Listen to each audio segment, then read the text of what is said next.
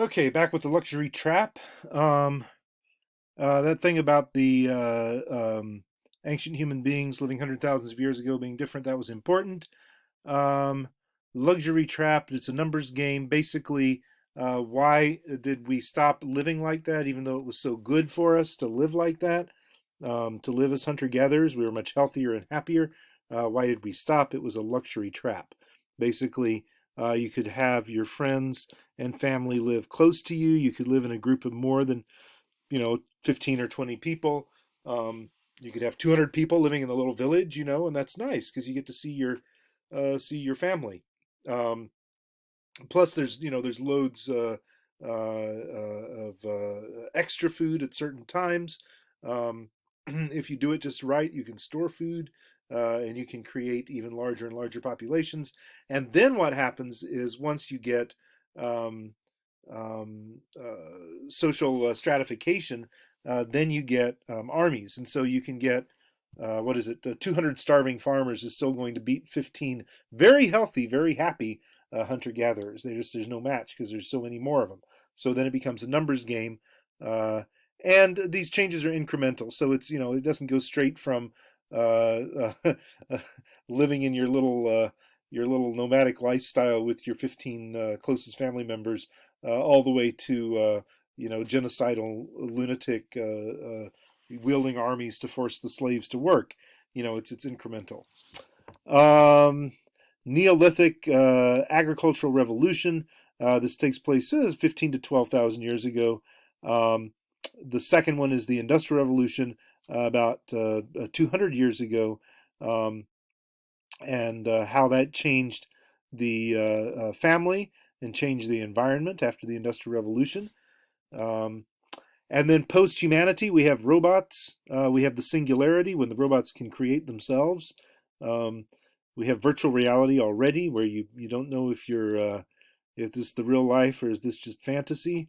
The global economy comes about from its beginning in feudalism in Europe, which starts with the Roman conquest. So about 2,000 years of world history. Very quickly here, the Roman conquest involved conquering um, land from the tribal people who owned it prior to the Romans taking it over, and then giving it to the generals. So the generals are trained and have a period of service. And they don't have to leave the service as a general. They could just be a sergeant or a captain. But if they're a general, then they get that entire manor. So this is the Roman manorial system. They're protected by the army, the Roman army. When the Roman army falls apart, then we have European feudalism, where it's every little manor for itself. They build walls around the castles, and then eventually they get conquered by the Duke on the hill, who in turn gets conquered by the king 2 valleys over, who eventually gets conquered by the emperor 100 miles away, et cetera, et cetera. So this is feudalism in Europe with knights and estates, and we have freeholders, peasants, and cotters. So everyone is either a freeholder, a peasant, or a cotter. Freeholders are very few. These are people who they don't necessarily own the land. The land is owned by the king, but the freeholder has the right to dispose of that land more or less as he wishes. He can decide what he's going to do with it, what to plant there, etc., where to build, what's going to happen to the land. The peasant has no such right to determine what's going to happen to the land. The peasant merely has the right to live there, to farm it, and to take enough each year to survive. So it's kind of like a squatter's rights. You can't get rid of me. Um, uh, but I have the right to stay here so long as I want to. Um, and then the last is the cotters, and the cotters are the people who own only their own labor power. When they're born, they have 70 years or whatever of work, and during that time, they sell their labor, to whoever's going to pay for it, and they have no expectation of any right to the fruits of any land, etc. So I would say that many of us are cotters. And so that's where we're heading into when we talk about capitalism. But before we get there, we have to talk about what happened in 1492. Um, Samarkand is the capital of today, a city in Uzbekistan. At the time, it was Tamerlane's, one of Tamerlane's capitals. The conquer descended from Genghis Khan in Central Asia. It was the most advanced city in the world in 1492. In contrast, Spain and Portugal was backward, nowhere, middle of nowhere. All they had was genocide and ethnic cleansing and the total collapse, facing total collapse, except they discovered, Columbus discovered the Americas. So we have the discovery of the New World. The result of that is war, inflation, colonialism, neocolonialism, the extraction of natural resources, the exploration of new lands, the discovery of new resources, the extraction, the exploitation of those, over and over and over again. We have Portuguese exploration around Africa and into the Indian Ocean and to Indonesia. We have Spain and Portugal and Latin America splitting up, Brazil and the rest of South America and the Caribbean. Cortez conquers the Aztecs in Mexico. Pizarro conquers the Incas in Peru. And here we see the revival of the Roman manorial system here, where conquistadors, that is generals, are given haciendas, that is manors, and haciendas involve encomiendas, that is the slave labor or the peasant labor of the people living around there, who are Native American Indians. So the result of New World conquests in Spain and Portugal is, so that's important. That was important there. That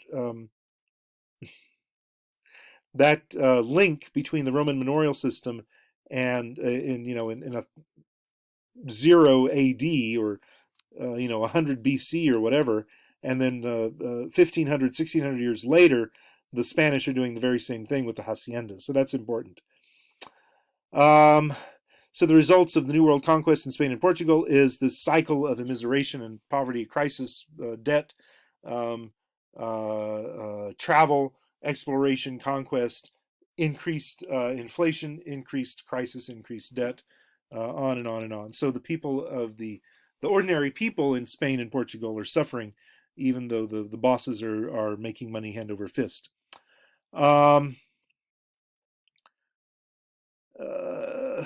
Not necessarily the fighters, though, right? In Africa, there's slavery, there's wars, there's population collapse in many areas due to the slavery and the wars.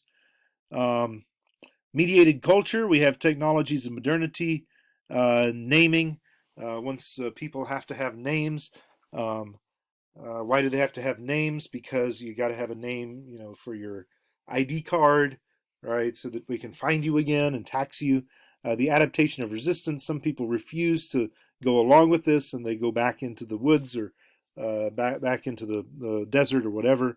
TV compression of time and attention. The Lincoln Douglas debates in 1858. Remember, it was these long back and forth, hours and hours and hours of very, very closely, deftly argued text. It was like they were books. They were writing books just for a debate. Whereas today it's all sound bites. It's 3 minutes here, 2 minutes there. It's much more of a limited performance. The Kennedy-Nixon debate started that in 1960, the first debates to go on TV. Medium environment of YouTube, we have the onslaught video, and then the internet talks back. Ry Clifton with his pointing out that Dove and Axe are owned by the same company, and so even though Dove can be all body positive, Axe is not, and so they get you coming and going. It's all capitalism. Greenpeace produces their onslaught video, response video, which is bringing up the fact that these companies are using the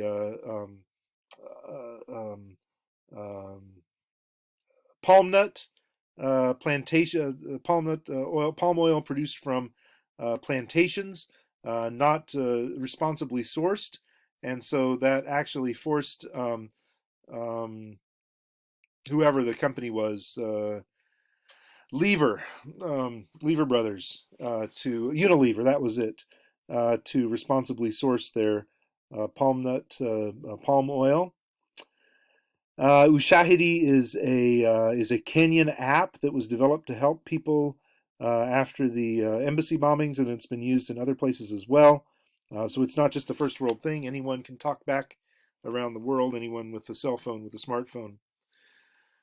Negatives of this internet economy is government oppression, the attention economy, filter bubbles, slacktivism.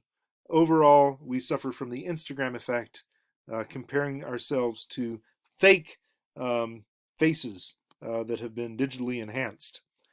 Okay, I will stop it here and come back for globalization next time.